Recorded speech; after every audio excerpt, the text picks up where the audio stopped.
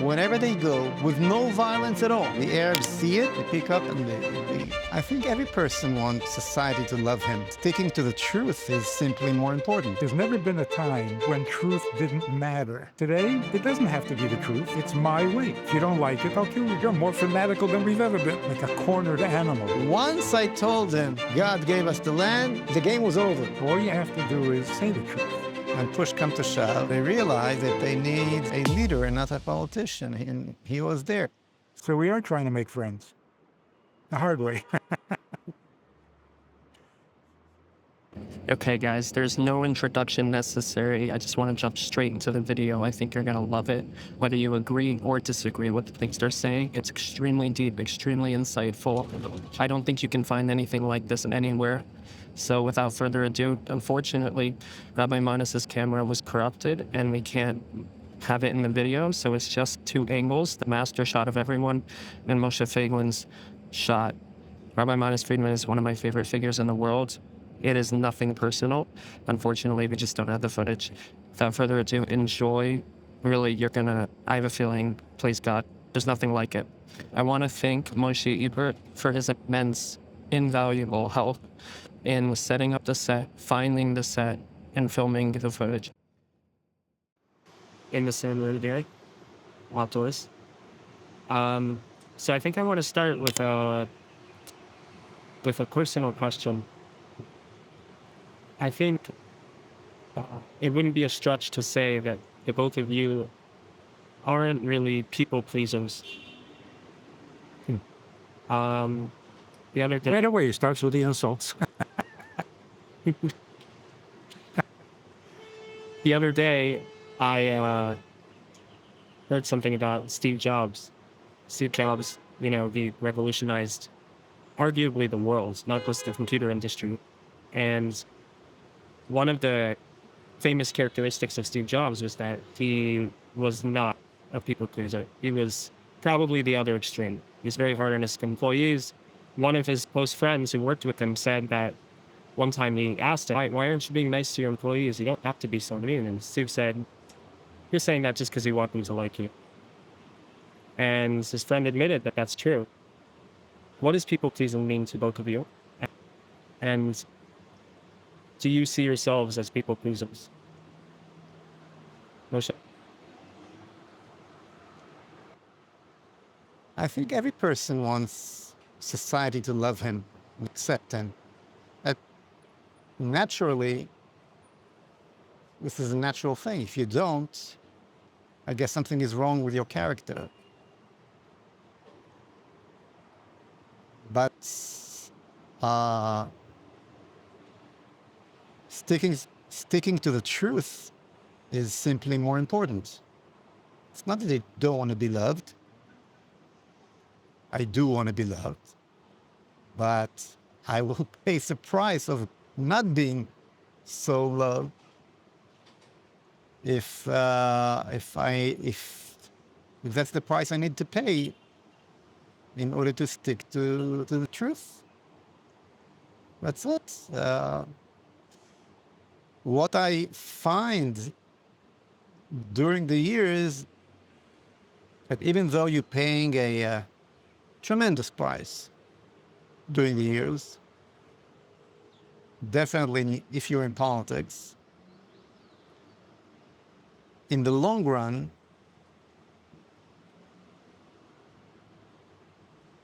people starting to understand that you have something that they need. I think in the long run, this is the difference between a leader and a politician. A leader don't supply the people with what they want. A leader don't give them the answers they want to hear. A leader comes with a vision. Take Churchill, for example, of a leader. He said to his people, I can only promise you blood, sweat, and tears. At the beginning, during the 30s, late 30s, the London Times wrote that Churchill should be hanged on a tree in a Times Square garden. You know that? Yeah. He was the Kahana of the British people in the 30s. But there are no trees in Times Square. Okay, whatever, on a light bulb. But so Chamberlain was the prime minister. He brought peace on our time in the München agreement. When push come to shove, they realized that they need a leader and not a politician, and he was there. So I guess if you understand, if you have a vision, if you understand, if you have a sense of history, you understand that you have to be prepared to be there for the people with the truth and not with a lie everybody else sold them during the years. Jordan Peterson once said, one of the people said to Jordan Peterson that you must be so brave to stand up against the Canadian authorities. That's why he got famous, those C-16. And he said, I'm afraid just as any other guy. I'm afraid. It's not about not being afraid. It's about being afraid of the right things. Exactly. Rabbi, what do you think of what that statement? That's exactly right. We're talking to. And Churchill is a good example. Kennedy is a good example. The one thing everybody remembers of Kennedy, it was his acceptance speech. Ask not what the country can do for you. Ask what you can do for your country. That's not people pleasing. That's saying, I'm not going to please you. You got to do the work. You got to do the. And everybody loved him for that. So it's not that you're sacrificing friends and friendship. You're going to get people to love you for the best reason in the world. Because you set them straight. You gave them the truth. And they'll be indebted forever. So we are trying to make friends. The hard way. You got to tell me. And if you tell people the truth, they will, maybe not immediately, but they will really appreciate and be grateful and become your friend.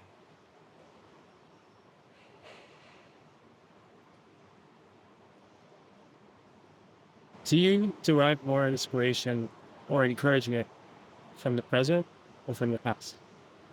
From the future. Everything comes from the future. Our right to the land is from the future. Whatever happened in the past is it's our destiny. It's again, when you have a deep Jewish faith and you see the situation in a wide scale of Jewish history, I think that every human being has a shlichut. No one, we were not put here on the globe as an accident, just as a mikre, coincidence. And when a person is connected to his shlichut, he's a happy person. And I think from that, I'm getting my power, my energy.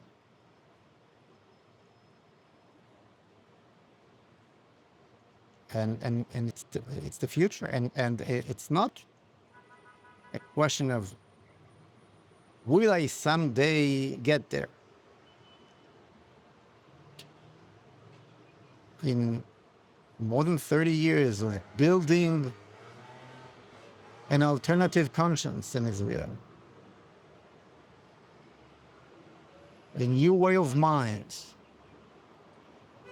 building conscience of Jewish leadership, Jewish taking responsibility from a Jewish point of view for the whole country, for the whole state, for the whole Jewish history. Developing the concept, bring it to the Israeli people, the entire Jewish nation. That's a great mission. It's a serious mission. And,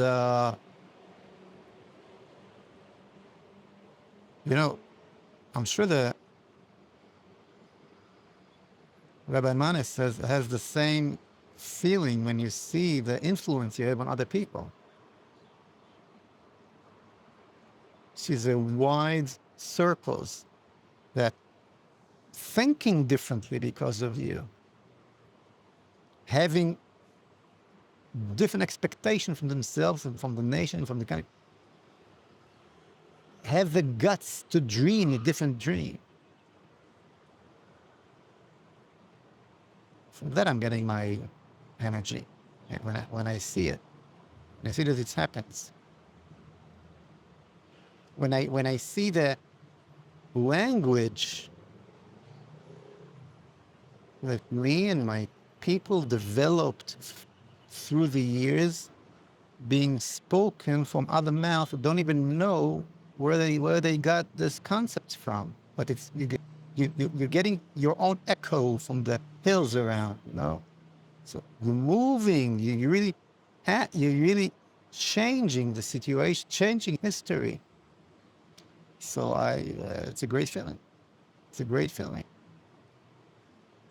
At the first week after the Simchas Torah, I ran around all the Israeli media that I could get to,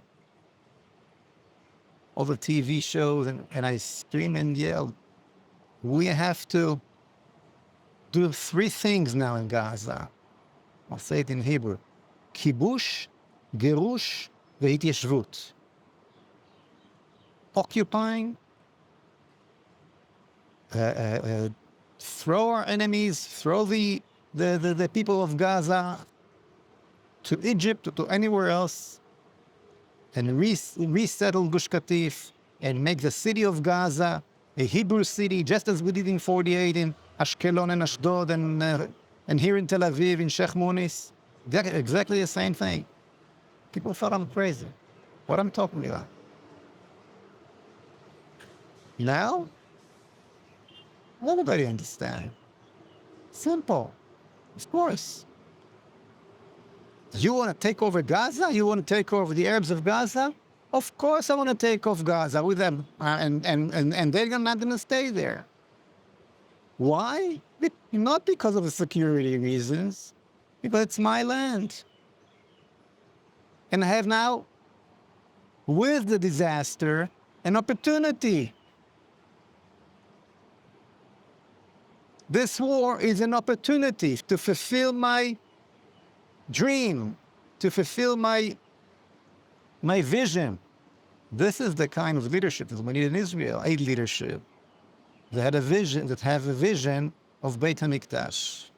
It doesn't mean that tomorrow morning I'll be able to build Beit HaMikdash. But if God gives you the chance to do it, of course you do it. Okay, so the problem that we have is that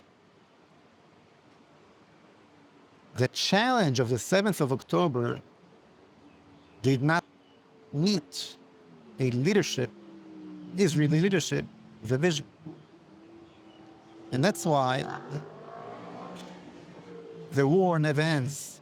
It will not end until we will have a leadership like that.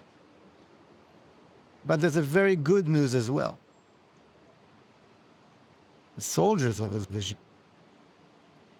the heroes of the war of the vision. My grandson, Alav Hashalom, Hashem Yikom Damo, had a vision.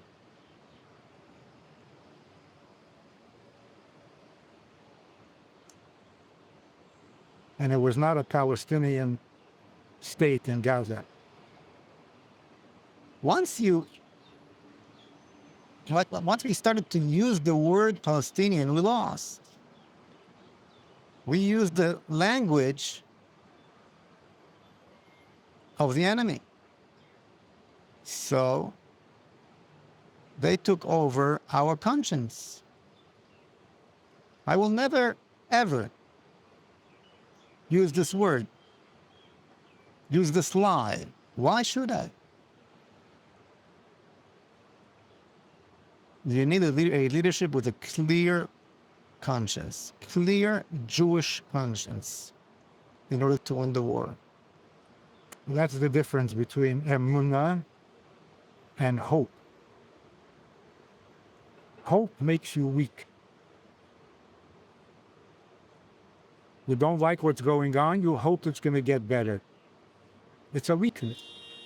Emunah, like you say, actually gives you excitement. The future is inspiring. Because emunah doesn't mean I hope. It means I know. Exactly. I know what's happening and it's going to be great. So emunah is very empowering, not helpless or hopeless or...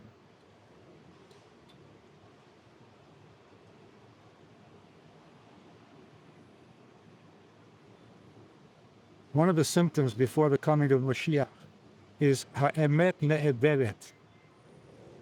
There's never been a time when truth didn't matter. There was always lies, but every liar claimed to be telling the truth. Today, it doesn't have to be the truth. It's my way. If you don't like it, I'll kill you. No one cares whether it's true or not. Which means the lies are dying. Wow. Once they come out in the open, exposed, Wow. it's like you take the letter shin out of sheker, and what are you left with? Rek, kar, nothing. Yeah. It's dead. That's what's happening. The lie is dying. Now we have to bring in the truth. And that's what we always had to do. Nothing new. We've been telling the truth for 3,000 years, or maybe 4,000 years, since Avram Avinu, from Ur Kasdim, not from Australia.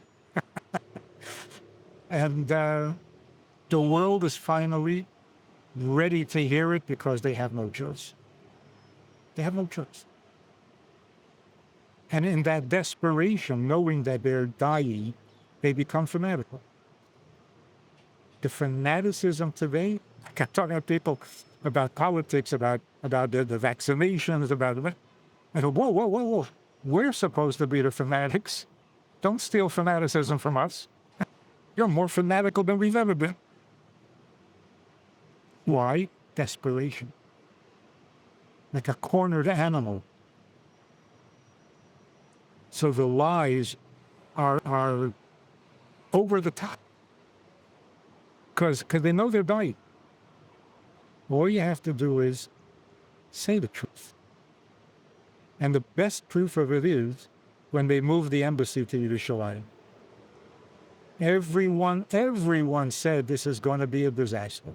We're going to pay for this with blood. Nothing. Why? Who doesn't know that the capital of Israel is Jerusalem? What are they going to... So as long as we let the lie go, it repeats itself. As soon as you say, Jerusalem, what? Okay, fine, everybody knows it's true. We're so afraid to say that we are the chosen people. Because in Europe, for 2,000 years, we suffered for being the chosen people. And now we're terrified to say that because then they're going to hate us. But the truth is that if you got up to the world and you said, we're the chosen people, the B'nai Yisrael, and so Eretz Yisrael belongs to us. It's going to have the same reaction as Yerushalayim being the capital. Everybody's going to say, yeah, we know. Of course you would have chosen people. Who doesn't know that?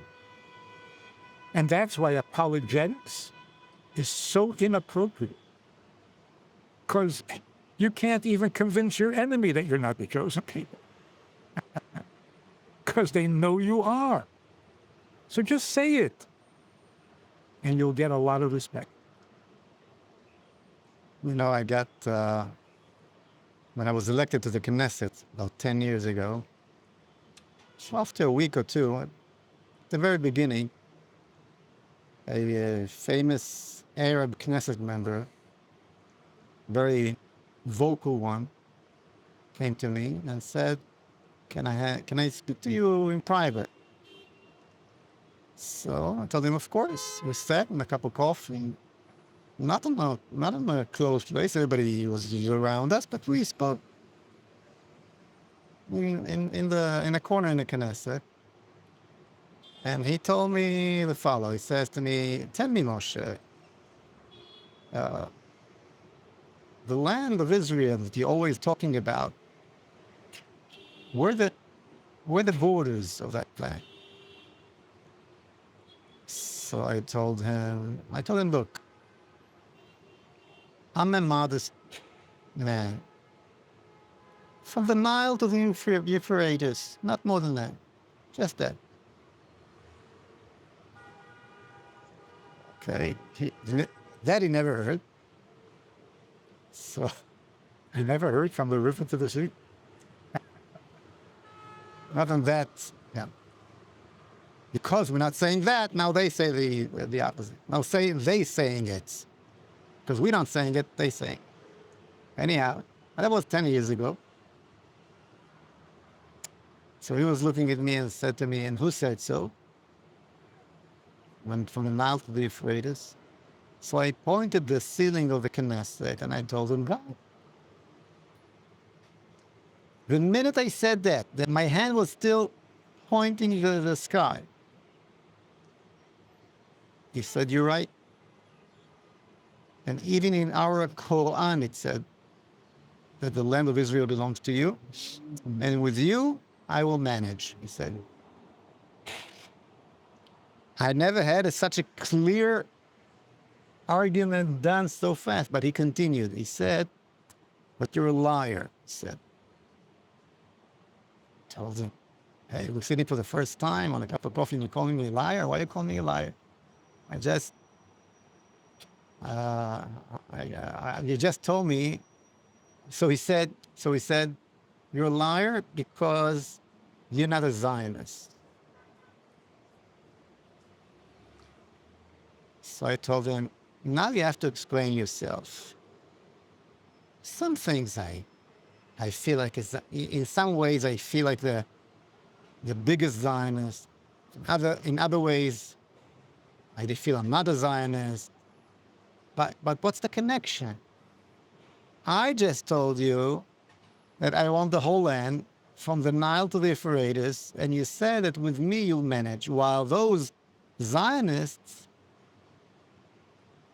you hate, and every time they offer you half of their land, you want the other half as well. And if Ben Gurion would have declared the state of Israel only here in Tel Aviv or in the Museum of Tel Aviv in 1948, you, I told them, would have gone in with an axe and killed everybody. I said, yes, you're right. So I told him, how can you explain it? Why with me you'll manage and with the Zionists you will not? And he said, you don't understand.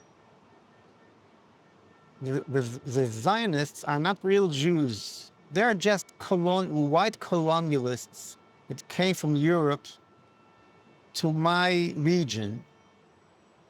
You belong here. With you, I'll manage. And you know, that was an amazing story. I'm sitting in the Knesset with an Arab Knesset member who was very anti, he's not on our side at all. Once I told him, God gave us the land, the game was over. I have many stories like that, by the way. Another Arab Knesset member once came to me and said to me, if you keep on talking like that, we're all going to get up and leave the Knesset, all the Arab Knesset members. Why did he say that? Because the Israeli need the Arab in order to forget that he's Jewish.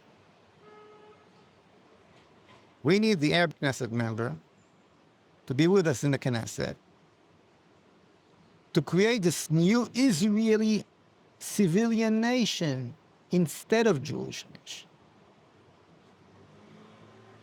And he understood that. So he comes to me, says, if you continue talking like this, we're all going to leave. We're going to leave you with your Judaism. That's basically what he said, which was amazing. They're very smart. They learned us to the bones. So I looked at him and I told him, and why do you think I care if you leave? Go ahead. He looked at me. He realized that I don't suffer from that disease. Turned and went. Yeah. That is the problem. That is the weak point where they're killing us. But you got us just there. And you know, Rabbi, when time came for the people of Israel, for Geulat Israel, started about 200 years ago, with aliyah HaChasidim, aliyah Talmidei Hagra, and then the Zionist aliyot, aliyah Rishona, aliyah Shniya, and so on.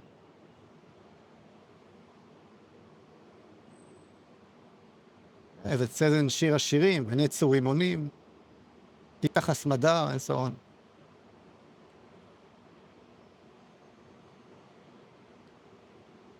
We had to come back from the community galus situation that we were for 1800 years back to the national level of Judaism in Eretz Israel. But 2,000 years ago, our nationality was around Beit HaMikdash. We are a nation that has God in the middle, in Jerusalem, in the Temple Mount, in Beit HaMikdash. Our whole culture that we're supposed to develop in order to spread our message to the whole world is a culture of a nation that the Almighty lives with. We go to his palace 3 times a year with our bikurim, with our sacrifice, and so on. We radiate to the entire world that understanding that God is with us. We are the connection between the sky and earth. Now, this kind of nationality, of course, was lost. We shrinked into the level of religion only, with no territory.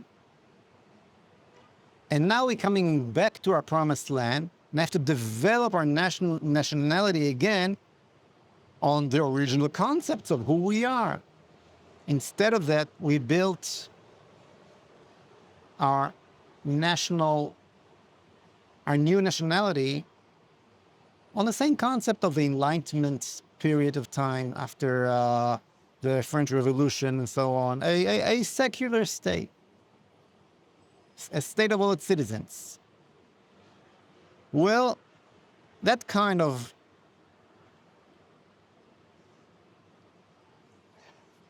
new invention of the Jewish nationalism held for 20 years, from 48 to somewhere between 67 and 73, in the Six-Day War and Kippur War.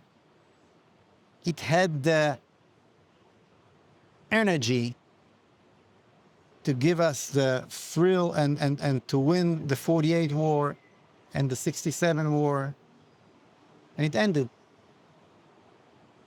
It doesn't give justification anymore to our very existence here. And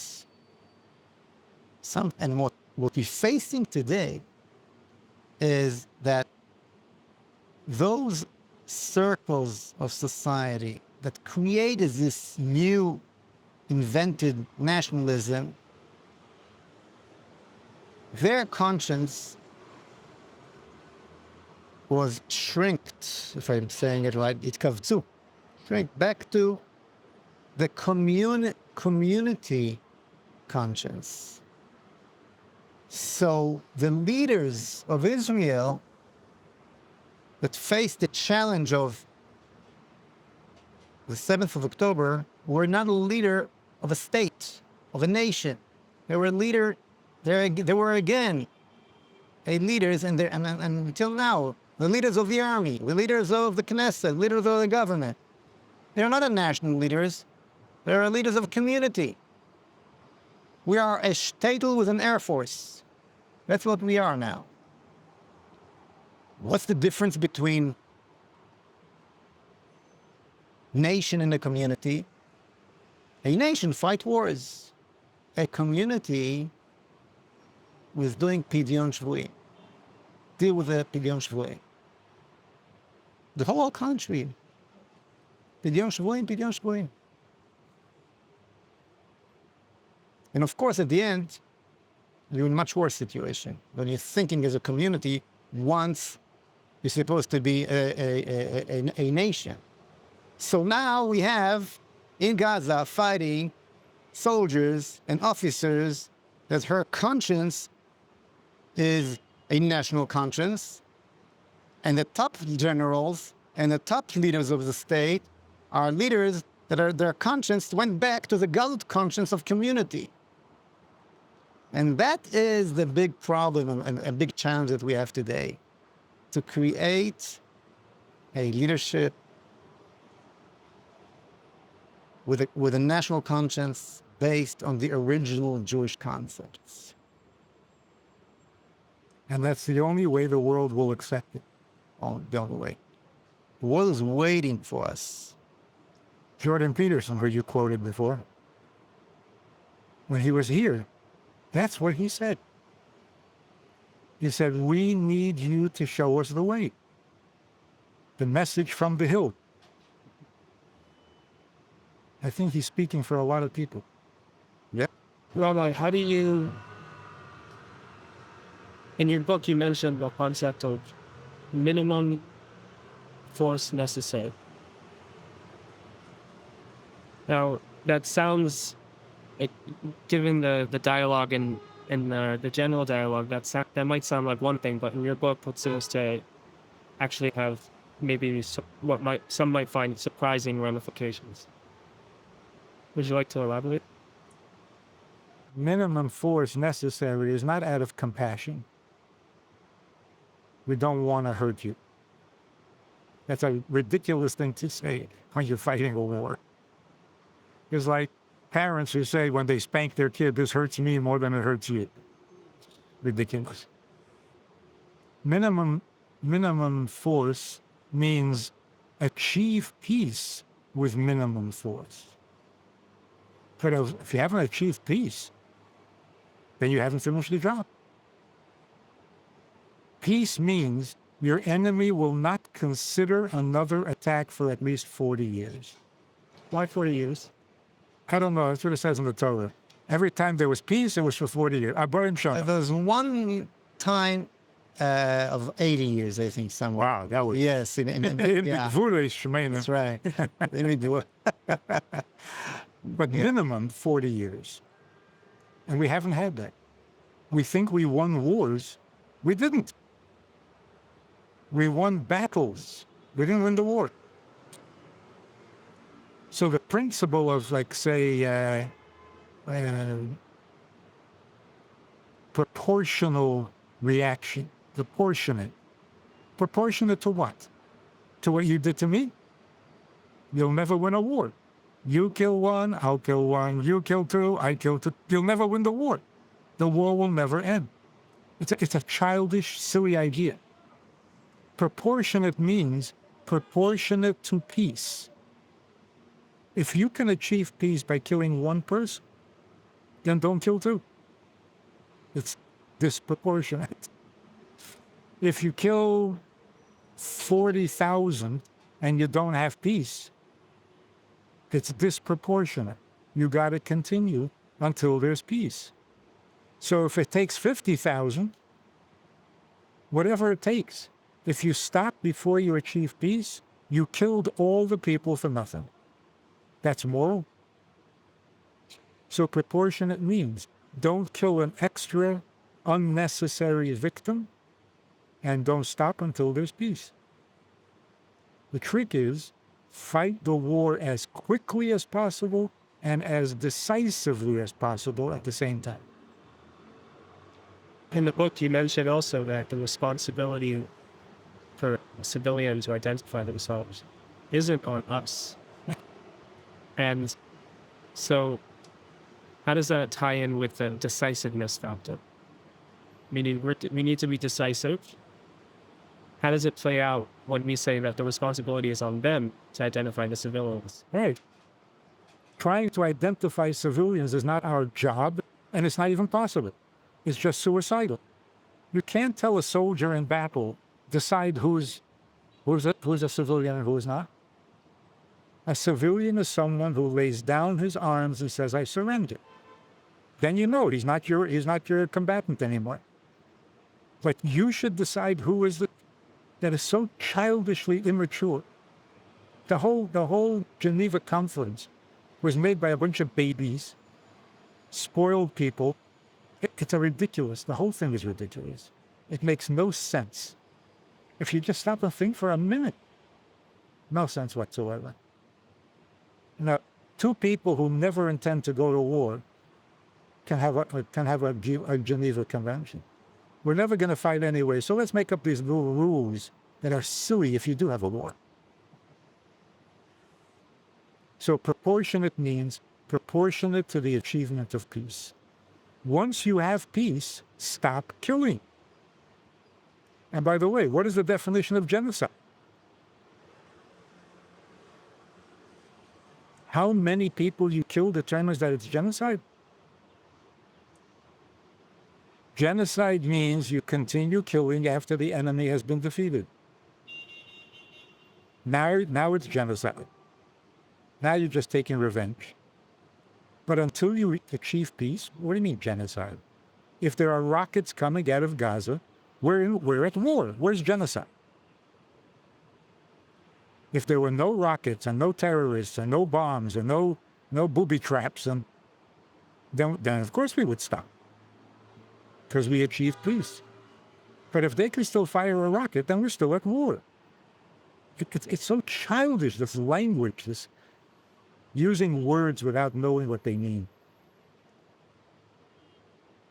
Somebody said, I forget who it was, in some discussion, you're dropping more bombs on Gaza than the Allies dropped on Dresden. Of course. After the bombing of Dresden, it was over. So what are you comparing? What, they should have dropped more bombs? It was over. Now, what will it take for the war to be over? People who don't care to die, killing them won't stop the war. So what will? Everybody has their weak spot. Find it and use it. What will stop the war? So some people say, occupy the territory. Take away their land. That's the only thing that will scare them. I'm not sure. I don't think they want land. They just want us to not have land. That may be true. I think the real issue is Yishmael. if you want to go back to the origins, maybe the subconscious motivation, we are the children of Yishmael. Eretz Yisrael is not a land you can capture. Eretz Yisrael is a land you inherit. When God said to Avraham, you will inherit this land, it wasn't just a gift to Avraham. It changed the nature of the land. It's not conquerable. Everyone tried, everyone failed. It never became Little Rome. It didn't become New Babylon. It was always Eretz Yisrael because you can't capture it.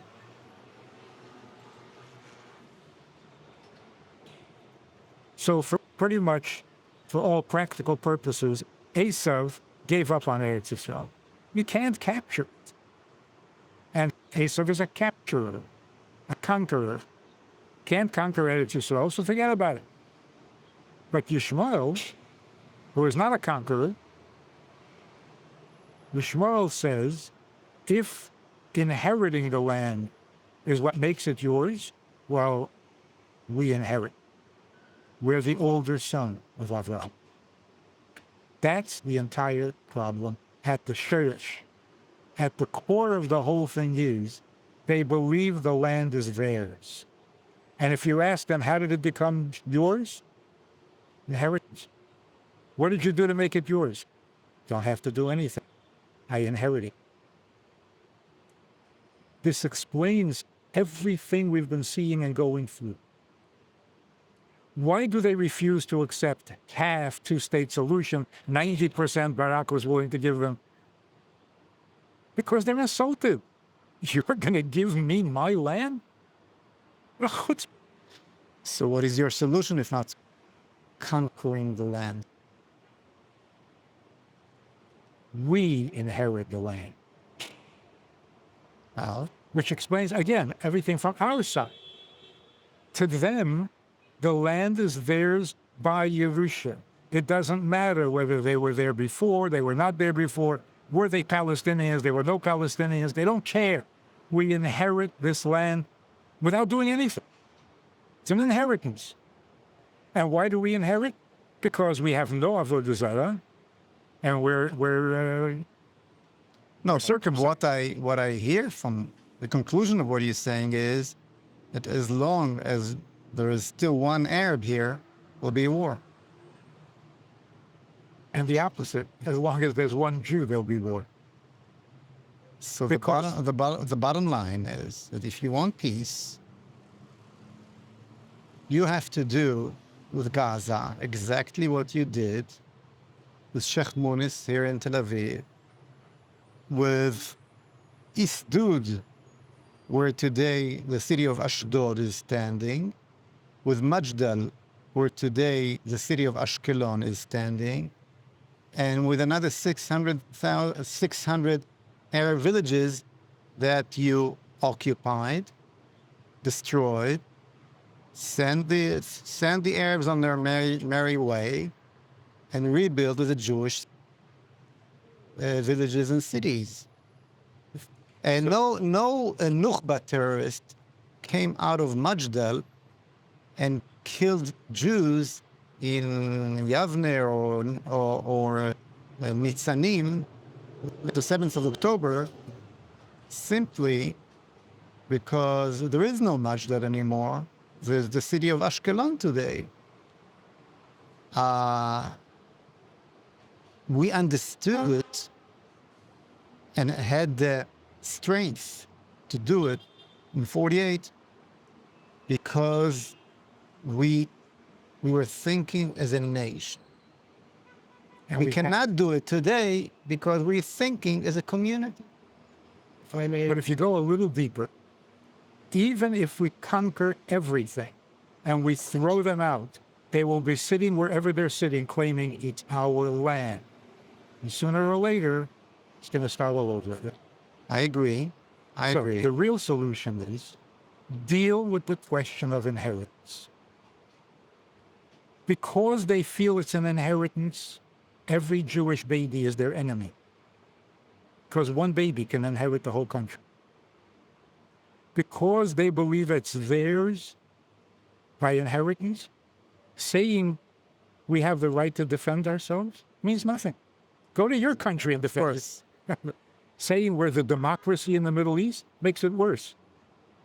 We've never answered the claim that it's theirs by inheritance. On the other hand, if we are the inheritors, an inheritance you can't give away. Can I interject? I think we're saying the same thing. Wait, so I want to just make sure if I could ask if you agree with this framing. Do you, you just said we're saying the same thing, so it seems like you accept that supposition that we want to get that message across to the Arabs, and you're saying that the way to do that is by conquering their land. Look, the fact that the civilian Jewish nation that we created in 48 took over Ashkelon, Ashdod, and Jaffa, right here, okay? We see that Rav Manis is right, Rabbi Manis is right, and we still have wars, right? On the other hand, we saw this Arab Knesset members that once I pointed to the sky and said, God gave us the land, we said, all yours. And the meaning of it is what you said. So obviously we need both. If you don't show them the way, as the Torah says to us, "Vayasher totiru mehem letzninim beinechem velesikim beinechem," then if you don't do it, you show that you don't believe, you yourself don't believe that the land belongs to you, that you inherit the land. Exactly. On the other hand, if you're doing it based on a false state of mind and not because you inherit the land from God, then they'll keep on fighting for you, against you, either from within or if you throw them from without. So I think we're talking about the same thing, but we have to do it. And you know, I always give the example of the Brits and the Americans in World War II. No German crossed the British Channel and slaughter babies in London or in Dover or in any British city. Yet, when the war flipped over, and it was and the British were on the offensive, they burned to ashes every German city they could, Hamburg and Dresden and whatever. Same thing with the Americans. No Japanese got to California and raped women and slaughtered babies. Yet, when the war flipped over, they burned to ashes every German city they could. Why? Because they understood that with a Nazi regime, you don't talk. You're not looking for peace with pure evilness. Not with a Nazi regime, and not with this imperial Japan. Okay, you need, and their definition of the war was an unconditional surrender, just as the rabbi said. Once he's not willing to fight anymore, lifting his. But you see, this I think is a little bit of, the difference is you can conquer Berlin, and then it's yours. You can conquer any country, and it's yours, not Eretz Yisrael. No, but so by conquering it, you haven't. We not conquer it. We don't need to conquer Eretz Israel. We need to liberate Eretz Israel, because Eretz Israel belongs to us because God gave it to us. Yes. That's the difference. All the Americans and they conquered Germany and they conquered Japan, but at the end of the day, they left. We don't want to leave. We want to stay and flourish the land and fulfill our duty as a nation on our land, the duty that God gave us. That's the difference. So after the 6-Day War, we were teenagers. We were so excited. We were so, we were sitting with the radio for weeks after listening to Abba Ibn in the UN, making mincemeat out of. It was such a high. We were sure there would never be another. I mean, אני מבטיח לך שזו מלחמה האחרונה. It took about 8 years. no, less. You're talking about 73 war, but there was the מלחמת ההתשה. You forgot about that. We all forget about that, but it was a terrible war. It took for the Egyptians to start the war again in a different way, but it was a terrible war and caused more casualties than the 6-Day War, I think. Yeah. מלחמת ההתשה. I think in 1970 already. So, I mean, obviously you're right that if we don't conquer, they're not convinced. Yes. So the problem is, Right. we won the 6-Day War in Israel. We didn't win it in Egypt. Right. So as far as the Egyptians are concerned, they won the war. Because they never saw a tank, an Israeli tank. They never saw an Israeli soldier. If you don't go into this, Yeah. right? Okay. Yeah. So that's true. And why we don't do that is part of our No. Look, they did not think after 67 war, after the 6-Day War, that they won the war. They did think this way after the 73 war. Okay. But you're absolutely right. That I would say the following. We definitely won the battle. Won the battle. Yeah. Strategically, we did not create a strategic victory out of this miracles that God did to us in 67. Yeah. So to really end the war in its shorish, you have to convince the Muslim that the land is ours by inheritance al pi HaShem. And then the vision, like, how is this going to end? How is this going to end? It's going to end when the Muslim, like the stories that you're telling, when the Muslim knows that we know, Right. it'll be over. And the Muslims will take down the mosque so that we can build a Beit HaMikdash. That's peace. We have to convince ourselves. We have to have the courage of our own beliefs. It is only about us. Yeah. I talked to Rabbi It's not about them. It's only about us. about telling the truth, get up in the UN and say, Kindalach, this is our land, it's an inheritance, it's in the Torah. Ki lo yirash ben ha'omo hazot im b'niyam Yitzchak. It's clear as day. And if Avraham had any doubts, God cleared it up. Kol asher teima le'parasora shma b'koilo ki b'Yitzchak yikarei lecho. So there's no room for any doubt whatsoever. I say this to many rabbis. They say, sure, avada, yeah. But nobody's going to believe us. That is so scary. If you tell the truth, no one will believe you, then what are you left with? So keep lying. Okay, good luck. Keep lying. Come up with a better lie. If you don't believe in emes, then you don't believe in HaShem, and you don't believe in Torah, you don't believe in Moshe Rabbeinu, because Moshe emes, v'terose emes, and you think emes doesn't count anymore, then go to Miami. Just give it up.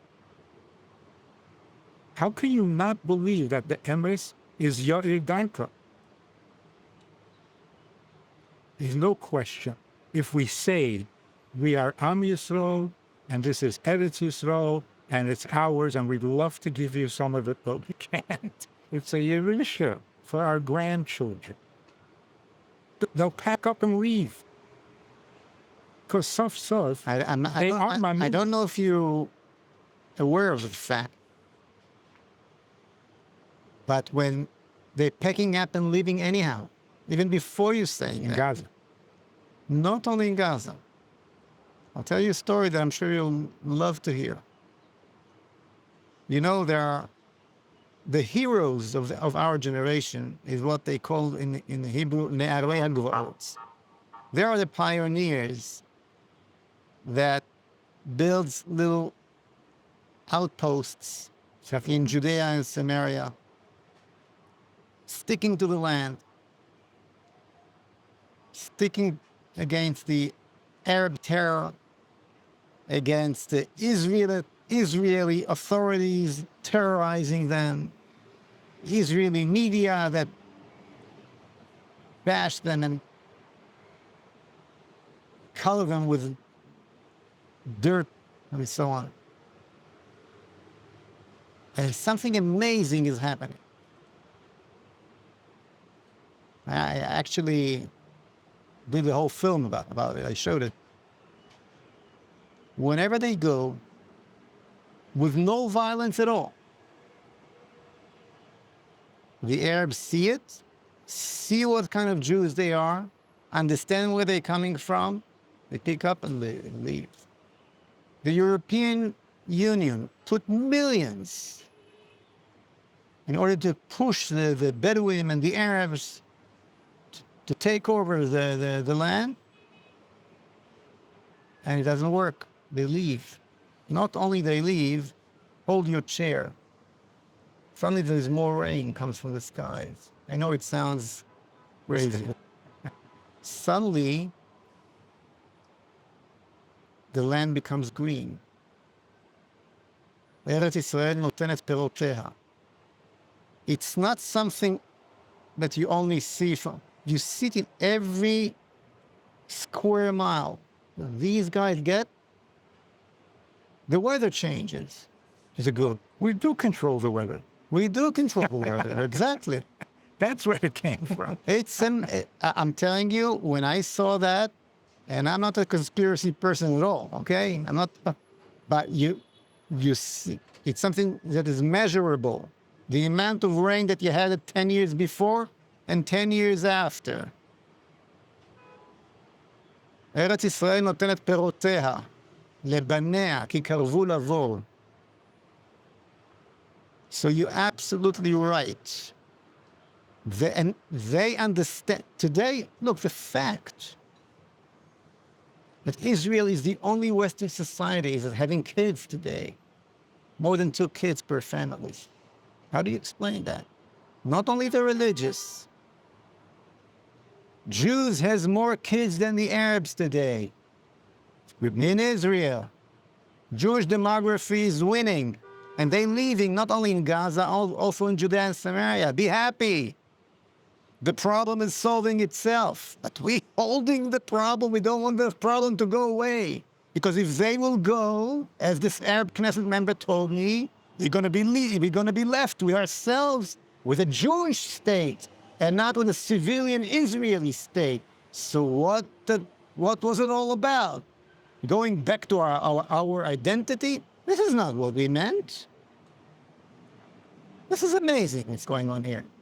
So I think God has a good sense of humor. So we have to tell this to the world. Because everybody thinks the opposite. If somebody would say, what are these Mishugoyim, these crazy guys with the beards and the payas, and they're anti-Zionist and they're pro-Palestinian and they're pro-Hamas. What are they, crazy? I said, they're not much different from you. You don't want to antagonize the enemy, and they don't want to antagonize the enemy. The same insanity. There's a term, Shivas Ishmael, that a friend of ours shared to use a lot. And I once heard that in the Torah there's a concept of Shivat Ishmael, but there isn't a concept of Shivat Asav. And it's strange because when we look at what's happening today, in the 1960s, you have Vatican II. It's almost like the Christian world, Esav, is doing tshuva, but the Muslim world isn't. You want my answer? Let's start with the rabbi and then we'll go to you. That Yishmael, seems like you have an interest in those. Yishmael and Esav will both do tshuva. Esav and Yishmael both need to do tshuva because they are children of Abraham. So they will do tshuva. Esav did tshuva, is doing tshuva, because they realize they can't conquer. They can't force. Yishmael has not been convinced yet. They think they have some more schusim because they're not idol worshippers and because they are circumcised. So they still think that it's a deep thing. But they'll do tshuva too. What were you going to say? Look, I don't have the depth of Rabbi Shirky and Rabbi Manis, and so as a simple man, I'll say the following. I lost my tolerance to Christianity in Auschwitz, and I lost my tolerance for Islam on Simchas Torah. So when they do tshuva and prove it, they know my number.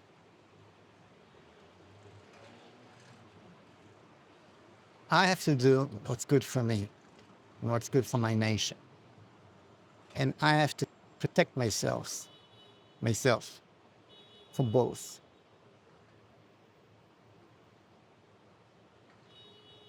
When the Gerald Ford carrier was on its way here at the 8th of October, I screamed and yelled everywhere that I'm afraid of the Gerald Ford more than the Hamas and the Hezbollah. The good, so-called, if I may say, Christian empire is coming to save you. How can you say such a thing? But they did not come to save us. They came to make sure that we're not going to win that war.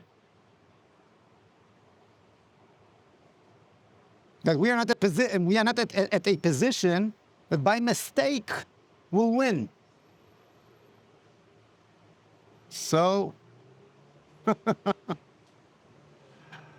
I respect very much all the good parts in the Western society and the old American values. Everything is very nice, and I cooperate with the entire world, and I'm not looking to fight with nobody. But the bottom line is, Halacha leMoshe miSinai, Esav soneh leYaakov, and he still does.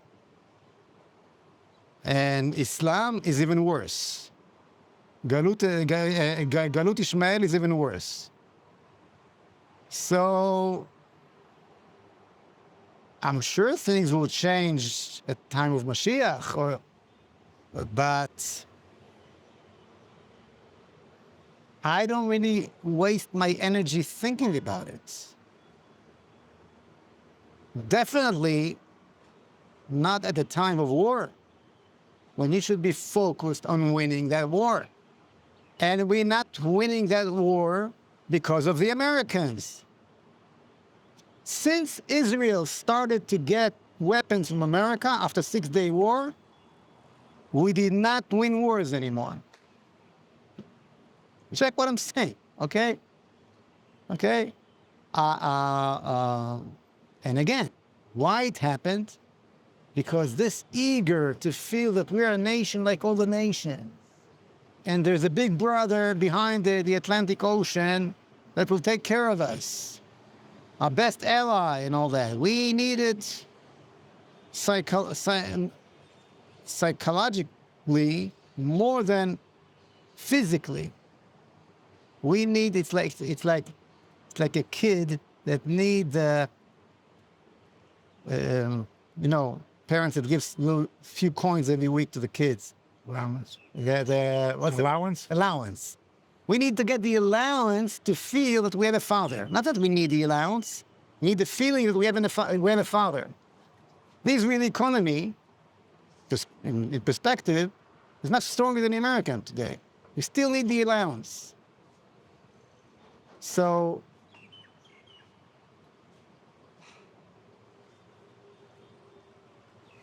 if they'll do tshuva, I'll be very happy. But I don't count on it. We have to make them do tshuva. Because that's how, We have that's to how make ourselves doing tshuva. We have to make Exactly. tshuva ourselves. And the tshuva ourselves is stop feeling guilty. So many Jews, even the pro-Israel Jews. Of course, Israel has to win, but you know, maybe we are killing too many, you know? Maybe what? Maybe we are killing too many. Too many, maybe we should compromise. Maybe that regesh neshitut. Right. Is, so what is it that we feel inferior? We don't think we're stupid. We don't think we're weak. We don't think we're right. Which means we don't know that this is our land. Exactly. If we would just be ourselves, just be who you are. Connect to our identity. Yes, That's it. you are Amma. This is what we have to say to the world. We are the Jewish people. We are the chosen people. We stood at Har Sinai, we received the Torah, and we have been a blessing to the world since then, and you don't even deserve it. And we will continue to be a blessing if you just settle down, behave yourself, and listen to what we tell you, because we are the teachers of the word. So stop preaching to us and listen to what we tell you. It's the only way this world is going to become normal. What a wonderful way to close. Do you have anything that either each of you want to add before we finish this amazing conversation? Right. The question that goes around my head all the time is, when you're making aliyah? It's very tempting. It's very tempting. I think it's about time. Yeah. I think it's about time that all Jews understand that there's no, that the concept of galus do not exist anymore. Galus was a punishment, but it was also, in a way, a blessing. You can keep your Jewish identity in a little religious capsule out of your land. Not going to work anymore. If you want your grandchildren to be Jewish, great-grandchildren to be Jewish, you have to pick up and come here. It's the end of Galut. Rov Banei Aliyah, time of Mashiach is now. Come home. That's the message I would like to every Jew in the world to hear. Know of a good house for sale? Come and build it. When we liberated Jaffa, there were a lot of empty houses for the good Jews to come. I So missed it. soon there'll be many empty Gaza. houses in Gaza. Oh, I'd love to live in Zat that. Hashem. Thank you very much. Rabbi Moshe. It was a pleasure. May this be a beginning. Look, I'll tell you like this. I'm not going to come until Mashiach comes. But if they take over Gaza, that's going to be Mashiach. That's it. I'm coming. If we have the courage to do that, Azam Lashon Az. Hi. how It is- else? You know, The world would accept it so readily. Of course it's going to be yours. You fought for it. God works in mysterious ways. It's going to happen whether we like it or not. Whether we like it or not. Yes. This is going to happen. This is exactly what's going to happen. No, the Tehillim, Hallelujah HaShem Gol Goyim, Shapchuhu Kol Ha'umin, Ki Govar Oleinu Chazda. So what does that mean? All the Goyim Against our wishes. are thankful to God for being good to us? Why? One of the answers is only they know how good he's been to us. because they know what they would do if they could. We have no idea how many Hitlers disappeared before they even got to first base. Yeah. So yeah, whether we like it or not, whether we want it or not, we're going to win. But it'd be embarrassing if we don't do our part. That's right. Thank you. Okay. Yes, sir. Cool. Thank you. Thank you. And Moishy, we will see you tonight. Yeah. And we'll tell the world.